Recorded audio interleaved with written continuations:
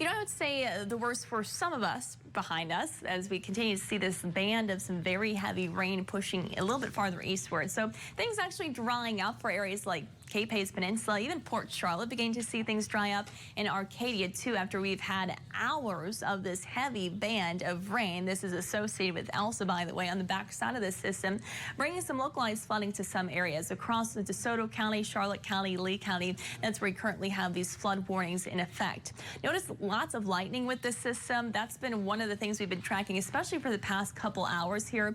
Quite a bit of lightning now moving onshore to areas like Cape Coral, Fort Myers Beach, Punta Rassa, Sanibel, along with Bonita Springs. In fact, we have this whole line headed to your direction, Bonita Springs. This is tracking to the north and east, and this is packing with it some very heavy rain. And notice lightning tracker on this, 141 strikes within the past 15 minutes. So that is heading in your direction.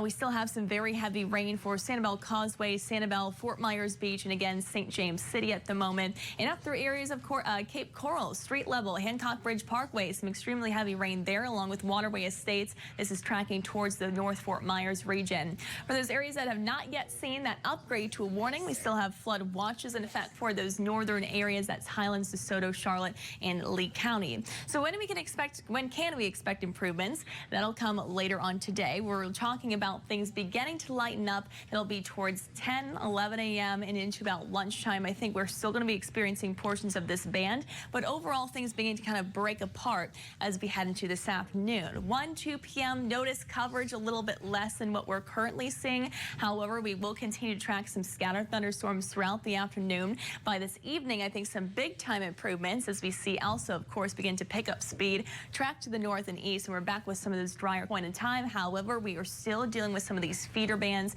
these bands on the back side of ELSA, and this is what has really been bringing us some extremely heavy rain this morning, along with lightning. So a closer look in, and this has been really extending from Charlotte County, DeSoto County, down through portions of Lee County. That's where they've seen repeated rounds of heavy rain for about the past 5, 6, 7 hours. It has been a long time that we've been looking at these periods of heavy rain moving through, along with lots of lightning. Notice we currently have a cluster that's just off Sanibel Island here. It's, I'm sure, creating some very loud thunder, along with up towards areas like Sanibel Causeway, Three Oaks area, down through Bonita Springs, currently dealing with some heavy downpours, at least at the moment. Farther north into Cape Coral, Tropicana Parkway, where Taylor was bringing us those images of the street flooding that they had. They are still looking at some downpours moving through that area, along with currently some lightning for those areas too, pushing up through Diplomat Parkway at the moment.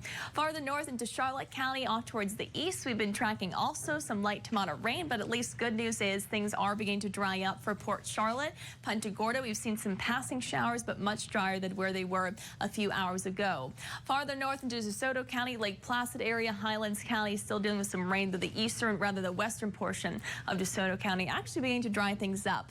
Nevertheless, we have flood warnings in effect for all these areas in green. That's Arcadia through Port Charlotte, Punta Gorda, and all of most of Lee County, I should say, including Fort Myers as well as Cape Coral, as we've seen already some localized flooding certainly across the area.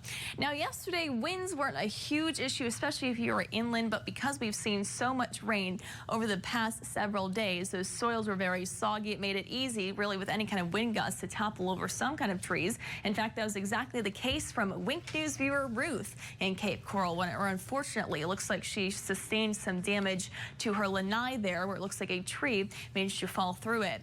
Currently, the winds really aren't an issue either. We've seen some gusts, and again, these aren't even sustained, gusts of up to about 20, 25 miles per hour, but otherwise, the main threat is going to be rain as we head into the next few hours. Things will be lightening up by 2, 3, 4 p.m., becoming a bit more spotty in nature, and that'll be the trend as we head into this evening. Right now, though, meteorologist Nash Rhodes has more on where ELSA is